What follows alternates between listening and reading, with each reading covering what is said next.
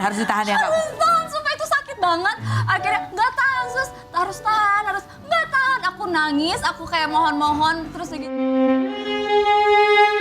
Bilang, ya Allah kesiksa banget.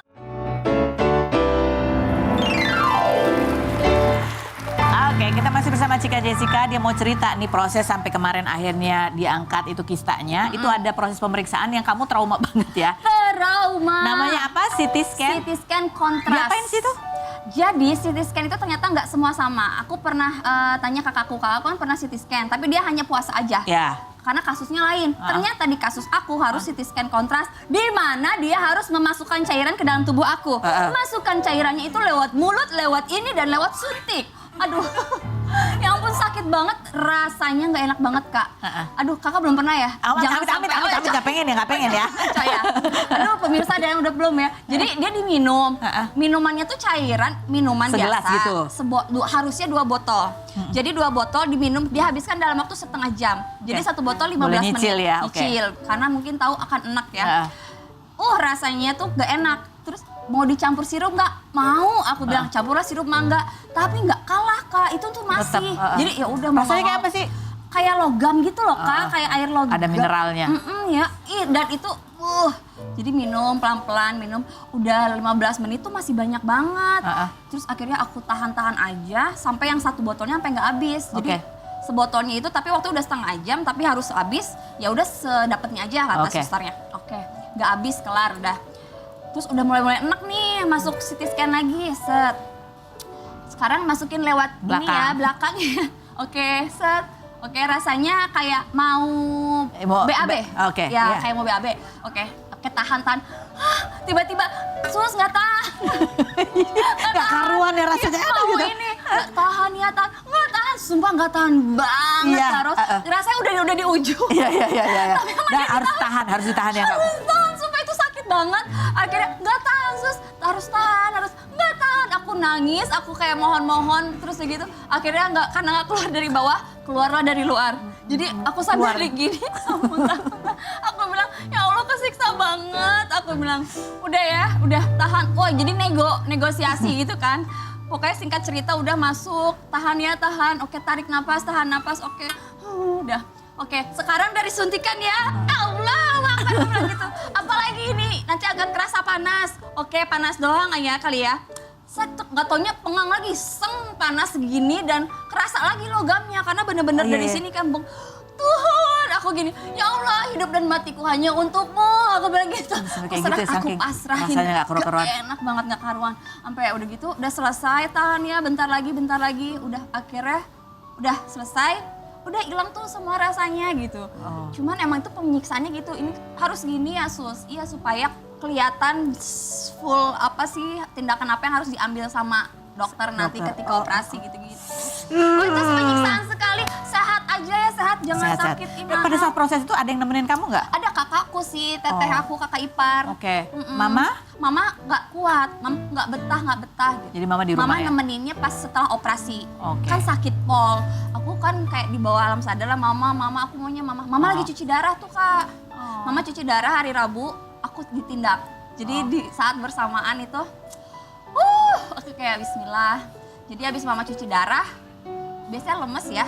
Tapi mau nggak mau nyamperin anaknya lah. Jadi aku pegang-pegang tangan mama sampai keluar kata-kata, mama jangan meninggal, katanya gitu. Hadiah dari Tuhan. Dan apa yang sekarang kamu rasain setelah itu? Katanya ini ya, kan dia kemarin bulan lalu baru ulang tahun tuh yang ke-18 ya, 38. Tapi katanya tadi dia baru ngomong setelah tadi dia akhirnya diangkat tuh kistanya, sekarang dia lebih positive thinking. Betul. Dia sudah siap untuk menikah. Iya, aku udah siap nikah, aku udah sehat. Kata dokter juga udah cepet dibuahi. Katanya, hey rahim sudah siap ya. Karena lebih baik lah, katanya cepetin lah gitu. Soalnya gara-gara waktu kamu ulang tahun kan kamu posting ini sama si Dwi Andika ya kan. Jadi netizen komennya begini nih ya. Mereka udah nikah guys bulan Maret. Belum ya. Yang berikut ada lagi komennya. Jujur kalian sebenarnya udah nikah kan gitu. Yang berikutnya mudarat segera akad halalkan biar berkah. Risi lihatnya jadi malu, dosa katanya gitu. Nanti doain aja ya, Iya, doain. Kayak hatinya udah mulai bulat nih sekarang ya. Iya, siap menikah, siap membuka hati. Makanya Dika kalau nggak buruan nih, ntar di COD-in orang nih. Beda ya rasanya. Iya deh. Sama sebelum operasi tuh perasaan ingin nikahnya beda. Beda Kak, karena aku ngerasa ada sesuatu yang nggak baik-baik saja di diri aku sebagai wanita. Oh. Sekarang aku ngerasa kayak, oh dokter bilang kamu udah bagus, rahim bagus, ini bagus segala macam. Pede Udah ya? pede, sekarang aku pede. Oke. Kawin. Dan ada yang lucu kan, dia nggak ngasih tahu temennya siapa-siapa. Kecuali keluarga ya dikasih tahu. Dan chat GPT. Dia ngobrolnya sama chat GPT.